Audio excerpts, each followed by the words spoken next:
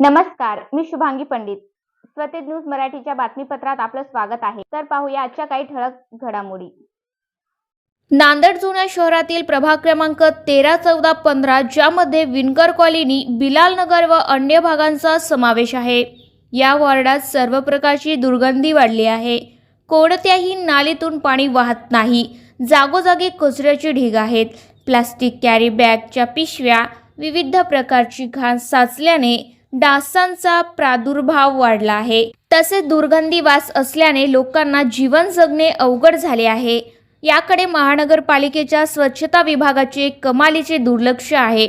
येथील स्वच्छता कर्मचारी व अधिकारी आणि नगरसेवक कधी फिरकलेच नाही अशी गंभीर परिस्थिती या प्रभागाची झाली आहे. लोकांना जिवंतपणे मरण यातना भोगाव्या लागत आहेत. याकडे मनपा आयुक्त डोईफोडे यांनी त्वरित लक्ष देण्याची गरज आहे.